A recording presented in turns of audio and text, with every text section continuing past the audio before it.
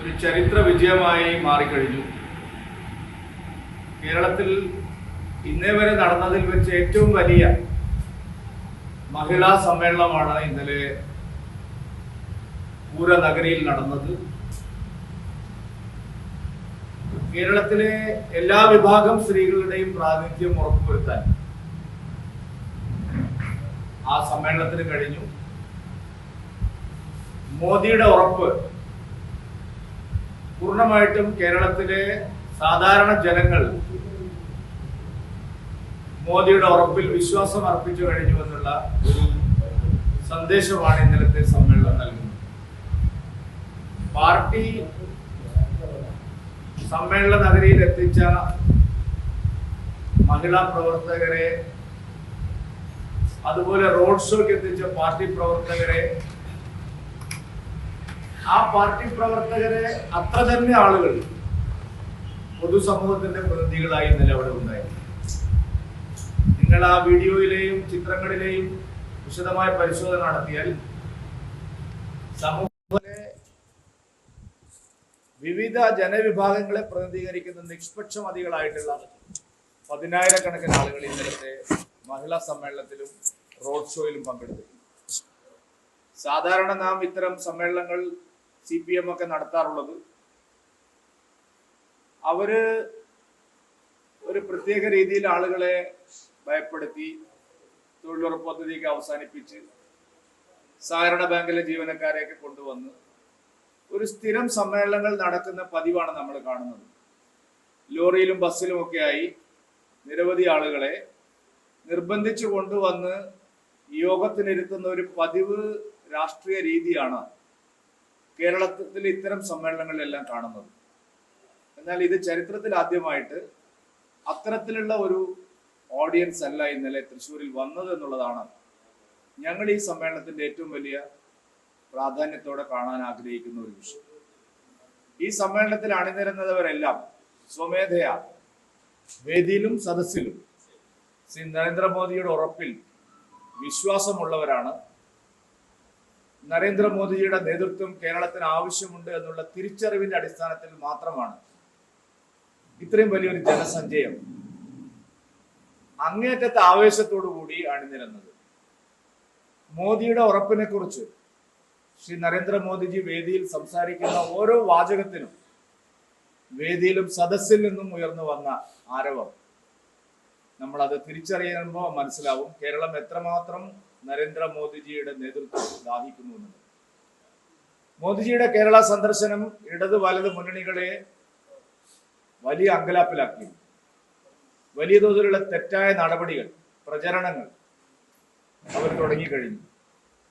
ഇന്നിപ്പോ തേക്കിൻകാട് മൈതാനിയിൽ പ്രധാനമന്ത്രി നരേന്ദ്രമോദിജി വന്ന സ്ഥലത്ത് വെള്ളം തളിക്കാൻ കോൺഗ്രസ്സുകാർ വന്നു. ചാണകവെള്ളം തളിക്കുക എന്ന് പറയുമ്പോൾ നമുക്കൊരു സാധാരണ പറയുന്നത് എന്താണ്, അതിന്റെ ഒരു പ്രതീകം എന്താണ്? നരേന്ദ്രമോദിജിയെ പ്രധാനമന്ത്രിയായി അംഗീകരിക്കാൻ കോൺഗ്രസ് നേതാക്കന്മാരുടെ വരണ്യ മനസ്സ് ഒരിക്കലും തയ്യാറായിട്ടില്ല. നരേന്ദ്രമോദിജി ഒരു പിന്നോക്ക ജാതിക്കാരനാണ്, ഒരു പാവപ്പെട്ടവന്റെ മകനാണ്, ഒരു ചായ വിറ്റ് നടന്ന ഒരാളുടെ മകനാണ്. അങ്ങനെയുള്ള ഒരാൾ പ്രധാനമന്ത്രിയായി എന്നുള്ളത് അംഗീകരിക്കാൻ കോൺഗ്രസിന്റെ വരണ്യ നേതൃത്വത്തിന് ഇന്ത്യയിൽ ഇതുവരെ കഴിഞ്ഞിട്ടില്ല. നരേന്ദ്രമോദിയുടെ ജാതീയമായി, സാമൂഹ്യമായി, സാമ്പത്തികമായി അദ്ദേഹം ഒരു പിന്നോക്കക്കാരനായതുകൊണ്ട് അദ്ദേഹത്തെ ഇത്തരം സ്ഥലങ്ങളിലൊന്നും, വടക്കുന്നാഥന്റെ മണ്ണിൽ എങ്ങനെയാണ് ഒരു താണജാതിക്കാരൻ പ്രവേശിക്കുക എന്നുള്ള ഒരു മനസ്സാണ് കോൺഗ്രസിനുള്ളത്.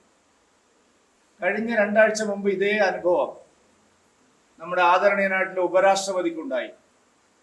ഒരു താഴ്ന്ന ജാതിക്കാരനെ അധിക്ഷേപിച്ചുകൊണ്ട് രാഹുൽ ഗാന്ധി തന്നെ നേരിട്ട് അദ്ദേഹത്തിന്റെ ബോഡി ഷെയ്മിങ് അത് വീഡിയോയിൽ എടുത്ത് രാഹുൽ ഗാന്ധി തന്നെ പ്രചരിപ്പിക്കുന്നത് നാം കണ്ടതാണ്. ഇന്ത്യ മുഴുവൻ ചർച്ച ചെയ്ത വിഷയമാണ്. കോടിക്കണക്കിന് ജനങ്ങളുടെ മനസ്സിനെ വേദനിപ്പിച്ച ഒരു വിഷയമാണ്. നമ്മുടെ ബഹുമാന്യനായിട്ടുള്ള ഉപരാഷ്ട്രപതി ജഗ്ദീപ് ധൻകർജിയെ ജാതീയമായി അധിക്ഷേപിക്കുന്നു. അദ്ദേഹത്തിനെതിരെ ബോഡി ഷേമിംഗ് നടത്താൻ രാഹുൽ ഗാന്ധി തന്നെയാണ് നേരിട്ടിറങ്ങിയത്. നമ്മുടെ രാഷ്ട്രപതി തെരഞ്ഞെടുപ്പിൽ ഉജ്ജ്വലമായ വിജയം നേടിയ ദ്രൗപതി മുർമുവിനെതിരെ പരസ്യമായി ജാതീയമായ ആക്ഷേപം കോൺഗ്രസിന്റെ ഉന്നത നേതാക്കന്മാർ നടത്തി.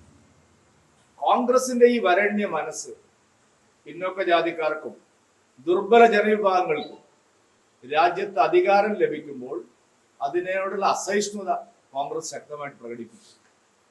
ഇന്നിപ്പോ വടക്കുന്നാഥനിൽ കണ്ടതും മറിച്ചൊന്നുമല്ല. നമ്മുടെ രാജ്യത്തിന്റെ ഒരു പ്രധാനമന്ത്രിയാണ്. അദ്ദേഹത്തോട് രാഷ്ട്രീയമായ അഭിപ്രായ വ്യത്യാസങ്ങളുള്ളവർക്ക് വിയോജിക്കാം. അദ്ദേഹം ഒരു പ്രതിഷേധ സമരത്തിനല്ല ഇവിടെ വന്നിരിക്കുന്നത്. അദ്ദേഹം ഈ നാട്ടിലെ സഹോദരിമാരെ കാണാനാണ് വന്നിരിക്കുന്നത്. അത്രയും മഹത്തായിട്ടുള്ള ഒരു പ്രോഗ്രാം, ഒരു പരിപാടി, ഹൃദയസ്പർശിയായ ഒരു ചടങ്ങ്. ആ ചടങ്ങിൽ പങ്കെടുത്ത് തിരിച്ചുപോയ ഉടനെ വേദിയിൽ വെള്ളം തളിക്കുക എന്ന് പറഞ്ഞാൽ ആ മനസ്സിന് എന്താണ് പറയേണ്ടത്? കാരണം മറ്റൊന്നുമല്ല, രാഹുൽ ഗാന്ധിയും കോൺഗ്രസ് നേതാക്കന്മാരും അവരുടെ ഉള്ളിലുള്ള വരേണ്യ മനോഭാവമാണ്. ഒരു പിന്നോക്കക്കാരൻ, ഒരു ചായക്കടക്കാരന്റെ മകൻ, സാമ്പത്തികമായി പിന്നോക്കം നിൽക്കുന്ന ഒരാൾ ഇന്ത്യൻ പ്രധാനമന്ത്രിയായത് അന്നു മുതൽ സഹിക്കാത്തതാണ്. ഒരു പിന്നോക്കക്കാരി, ഒരു മണ്ണിന്റെ മകൾ രാഷ്ട്രപതിയായത് അന്നു മുതൽ സഹിക്കാത്തതാണ്. തികച്ചും പിന്നോക്കക്കാരനായ ഒരാൾ ഉപരാഷ്ട്രപതിയായി അധികാരത്തിലിരിക്കുന്നത് സഹിക്കാത്തതാണ്. ആ ഒരു മനോഭാവമാണ് ഇന്ന് ഞങ്ങൾ തൃശ്ശൂരിൽ കണ്ടത്. ഒരു തരത്തിലും ഇത് വെച്ച് പൊറപ്പിക്കില്ല. കോൺഗ്രസിന്റെയും CPM-ന്റെയും നേതാക്കൾ പ്രധാനമന്ത്രിയുടെ സന്ദർശനത്തെ കുറിച്ച്, മോദിയുടെ ഗ്യാരണ്ടിയെ കുറിച്ച് സംസാരിക്കാൻ തയ്യാറായി. നല്ല കാര്യം. മോദിയുടെ ഗ്യാരണ്ടി കേരളത്തിൽ വിലപ്പോവില്ലെന്നാണ് കോൺഗ്രസ് പറയുന്നത്. മോദിയുടെ ഗ്യാരണ്ടി വോട്ട് ബാങ്ക് രാഷ്ട്രീയമല്ല. മോദിയുടെ ഗ്യാരണ്ടി തെരഞ്ഞെടുപ്പിന് വേണ്ടി മാത്രമുള്ള കോൺഗ്രസിന്റെയും CPM-ന്റെയും അവസരവാദ രാഷ്ട്രീയമല്ല. മോദിയുടെ ഗ്യാരണ്ടി വികസനത്തിനുള്ളതാണ്. മോദിയുടെ ഗ്യാരണ്ടി വ്യാജ ഫ്രീബീസിന്റെ സൗജന്യ വാഗ്ദാനങ്ങളല്ല. അത് കൊടുക്കാം, ഇത് കൊടുക്കാന്നുള്ള ഫ്രീബീസ് വാഗ്ദാനങ്ങളല്ല. മോദിയുടെ ഗ്യാരണ്ടി ഈ രാജ്യത്തിലെ ജനങ്ങൾക്ക് വേണ്ടി ചെയ്ത കാര്യങ്ങളാണ്, ഇനി ചെയ്യാനിരിക്കുന്ന കാര്യങ്ങളാണ്. അതുകൊണ്ട് മോദിയുടെ ഗ്യാരണ്ടി കേരളത്തിലെ ഓരോ പൗരനും ഉറപ്പുവരുത്താൻ ഞങ്ങള് ഈ സമ്മേളനത്തിന് ശേഷം വിപുലമായിട്ടുള്ള പ്രചാരണത്തിന് ഇറങ്ങുകയാണ്. മോദിയുടെ ഗ്യാരണ്ടി കേരളത്തിലെ ഓരോ വീടുകളിലും എത്തിക്കാൻ ഇതുവരെ എന്തെല്ലാം ഉറപ്പ് മോദിയിൽ നിന്ന് നമുക്ക് കിട്ടിയിട്ടുണ്ട്, ഇനി എന്തെല്ലാം ഉറപ്പ് മോദിയുടെ ഗ്യാരണ്ടി കേരളത്തിലെ ജനങ്ങൾ കിട്ടാനുണ്ട്. അതിനു വേണ്ടിയുള്ള ഒരു ക്യാമ്പയിൻ ഞങ്ങൾ ആരംഭിക്കുകയാണ്. ഈ മാസം 27-ാം തീയതി മുതൽ മോദിയുടെ ഗ്യാരണ്ടി പുതിയ കേരളത്തിൽ എന്നുള്ള മുദ്രാവാക്യവുമായി NDAയുടെ പ്രചരണ യാത്ര, പദയാത്ര, കേരള പദയാത്ര ആരംഭിച്ചു. കേരള പദയാത്ര എല്ലാ മണ്ഡലങ്ങളിലും വികസനത്തിന്റെ കാര്യങ്ങൾ ചർച്ച ചെയ്യും. പദയാത്രയുടെ ദിവസം പൂർണ്ണമായിട്ടും ആ മണ്ഡലത്തിലെ വികസന താല്പര്യങ്ങൾ എന്തൊക്കെയാണ് ജനപ്രതിനിധികളിൽ നിന്ന്, ജനങ്ങളിൽ നിന്ന് നേരിട്ട് 2024 മൂന്നാം വട്ടവും മോദി അധികാരത്തിൽ വരുമ്പോൾ ഓരോ മണ്ഡലത്തിലും നടക്കേണ്ട വികസന പ്രവർത്തനങ്ങൾ അത് സംബന്ധിച്ച് ജനങ്ങളിൽ നേരിട്ട് അഭിപ്രായങ്ങൾ തേടാനും ജനസദസ്സുകളിലൂടെ ഗ്രാമപഞ്ചായത്തിന്റെ മെമ്പർമാർ, മറ്റ് സാമൂഹ്യ സാംസ്കാരിക സംഘടനകൾ, സാമുദായിക സംഘടനാ പ്രവർത്തകർ, സോഷ്യൽ ആക്ടിവിസ്റ്റുകൾ, അവരുടെ ഇടയിൽ നിന്നെല്ലാം അഭിപ്രായങ്ങൾ സമാഹരിച്ചുകൊണ്ടുള്ള ജനസദസ്സുകളും ഞങ്ങൾ ആസൂത്രണം ചെയ്യുകയാണ്. കേരളം മുഴുവൻ മോദി ഗ്യാരണ്ടി പുതിയ കേരളത്തിന് അത് ഉറപ്പുവരുത്താനുള്ള വലിയൊരു ക്യാമ്പയിൻ ഞങ്ങൾ നിശ്ചയിച്ചിരിക്കുന്നു. തുടർന്നുള്ള ദിവസങ്ങളിൽ മുഴുവൻ സ്നേഹയാത്രയും മോദി ഗ്യാരണ്ടിയും തുടരാൻ തന്നെയാണ് ഞങ്ങൾ തീരുമാനിച്ചിരിക്കുന്നത്. സ്നേഹയാത്ര ക്രിസ്മസിന് അവസാനിച്ചില്ല. ക്രിസ്മസ് കഴിഞ്ഞതോടുകൂടി സ്നേഹയാത്ര അവസാനിപ്പിച്ചിട്ടില്ല. സ്നേഹയാത്ര മതന്യൂനപക്ഷങ്ങൾ, ദുർബല ജനവിഭാഗങ്ങൾ, പാർശ്വവൽക്കരിക്കപ്പെട്ടവർ, അസംഘടിതരായവർ, അവരുടെ ഇടയിലേക്ക് ശക്തമായിട്ട് തുടരാനാണ് കേരളത്തിലെ ദേശീയ ജനാധിപത്യ സഖ്യം ആലോചിക്കുന്നത്. മോദി ഗ്യാരണ്ടി പുതിയ കേരളത്തിന് എന്നുള്ള സന്ദേശം കേരളത്തിലെ ഓരോ വീടുകളിലും എത്തിക്കാൻ ആവശ്യമായിട്ടുള്ള വിപുലമായ ഒരു ക്യാമ്പയിനാണ് ജനുവരി ഫെബ്രുവരി മാസങ്ങളിൽ NDA ഇതിന്റെ തുടർച്ചയായിട്ട് നടത്താൻ പോകുന്നത്. കഴിഞ്ഞ വർഷം വിപുലമായിട്ടുള്ള യുവജന സമ്മേളനം യുവം 23 ഞങ്ങൾ നടത്തി. ഈ വർഷം ആദ്യം ഏറ്റവും വലിയൊരു മഹിളാ സമ്മേളനം നടത്തി, സ്ത്രീ ശക്തി മോദിക്കൊപ്പം എന്നുള്ളത്. തുടർന്നുള്ള മാസങ്ങളിൽ കർഷകർ, പട്ടികജാതിക്കാർ, പട്ടികവർഗക്കാർ, മതന്യൂനപക്ഷങ്ങൾ തുടങ്ങിയവരുടെ വിപുലമായിട്ടുള്ള സമ്മേളനങ്ങളും കേരളത്തിൽ നടത്തണം എന്ന് ഞങ്ങൾ ആലോചിക്കുന്നു. ഇന്നലെ നരേന്ദ്രമോദിജിയുടെ സന്ദർശനവുമായി ബന്ധപ്പെട്ട് തൃശ്ശൂരിലെ മാധ്യമ പ്രവർത്തകർ നല്ല സഹായങ്ങളും സഹകരണങ്ങളുമാണ് ഞങ്ങൾക്ക് നൽകിയത്. പക്ഷെ പോലീസിന്റെ ഭാഗത്തുനിന്ന് എല്ലാ മാധ്യമ പ്രവർത്തകരെയും അകത്ത് പ്രവേശിപ്പിക്കാതിരിക്കാൻ വലിയ ഗൂഢാലോചന നടത്തി. ഇന്നലെ രാവിലെയാണ് പോലീസ് വെരിഫിക്കേഷന് വേണ്ടി ഇവിടെ അപേക്ഷകൾ ഉത്തരവാദപ്പെട്ടവർ സമർപ്പിച്ചത്. ഞങ്ങൾ നേരത്തെ തന്നെ എല്ലാ മാധ്യമ പ്രവർത്തകരെയും അകത്ത് പ്രവേശിപ്പിക്കണം എന്നുള്ള നിലപാടാണ് സ്വീകരിച്ചത്. SPG അതിന് തടസ്സം നിന്നിട്ടില്ല. SPGയോട് കേരള പോലീസ് ആദ്യം വെച്ച നിർദ്ദേശം ഓൺലൈൻ മാധ്യമ പ്രവർത്തകർ ഒഴികെ എല്ലാവരെയും പ്രവേശിപ്പിക്കുന്നതായിരുന്നു. പക്ഷെ പോലീസ് അതിന് ഒരു നടപടിയും എടുത്തില്ല. PRDയും പോലീസും എല്ലാം ഇന്നലെ അവസാനം ഇതെല്ലാം ഒപ്പിടിക്കാൻ ചെന്നപ്പോൾ ഞാൻ മനസ്സിലാക്കുന്നത്, നിങ്ങൾക്കും അത് വെരിഫൈ ചെയ്യാം, പോലീസ് ഉദ്യോഗസ്ഥന്മാർ പറഞ്ഞത് ഇനിയിപ്പോൾ അതിന് സമയമില്ല. അതുകൊണ്ട് നിരവധി മാധ്യമ പ്രവർത്തകർക്ക് ഇന്നലെ അകത്ത് പ്രവേശിക്കാൻ കഴിഞ്ഞില്ല.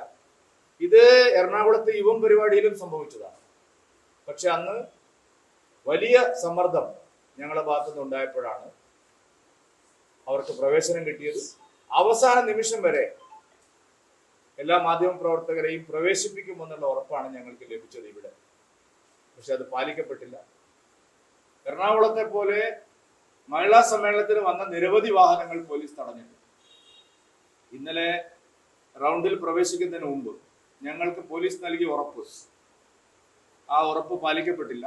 നിരവധി വാഹനങ്ങൾ, സ്ത്രീകളുടെ വാഹനങ്ങൾ അവിടെ തടഞ്ഞിടുന്ന സ്ഥിതി ഉണ്ടായി. പരമാവധി ആളുകൾ പങ്കെടുക്കാതിരിക്കാനുള്ള വഴിയാണ് പോലീസ് ആലോചിച്ചത്. എന്തിനാണ് ഇവർ ഇങ്ങനെ ചെയ്യുന്നതെന്ന് എനിക്ക് മനസ്സിലാവുന്നില്ല. പക്ഷെ ആരൊക്കെ തടഞ്ഞു വെച്ചാലും നരേന്ദ്രമോദിജി പറയുന്നത് കേൾക്കാൻ മോദിയുടെ ഗ്യാരണ്ടിയിൽ വിശ്വാസം അർപ്പിച്ചിട്ടുള്ള ലക്ഷക്കണക്കിന് ആളുകൾ വരും എന്നുള്ളതിന്റെ തെളിവാണ് ഇന്നലെ നാം കണ്ടത്.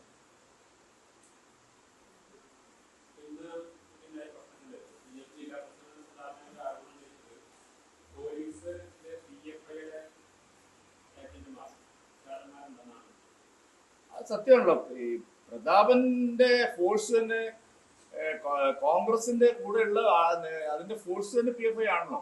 നിങ്ങൾ അല്ല അതെന്താ അതാ പോലീസ് എന്ന് പറഞ്ഞ ഇവര്, ഞാൻ പറഞ്ഞ ഇതിന്റെ രാഷ്ട്രീയം എന്താ?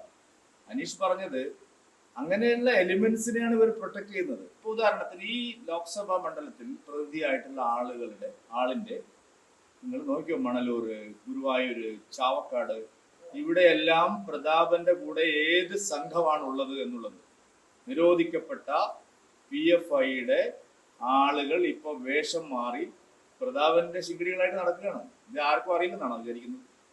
വളരെ മോശമായിട്ട് പ്രവർത്തിക്കുന്ന ഒരു PFI സംഘങ്ങൾ ഇപ്പോ ആ സംഘടന നിരോധിക്കപ്പെട്ടതിന് ശേഷം എല്ലാം കോൺഗ്രസ് ചേക്കേറിയിരിക്കുകയാണ്.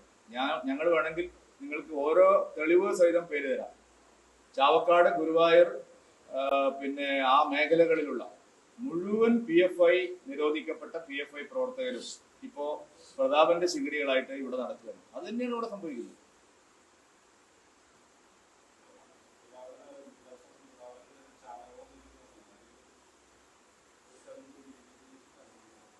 അല്ല, അത് നിങ്ങള് ഒരു കാര്യം, പ്രതികരണങ്ങളെ കുറിച്ചാണ് നിങ്ങൾ ചോദിക്കുന്നത്.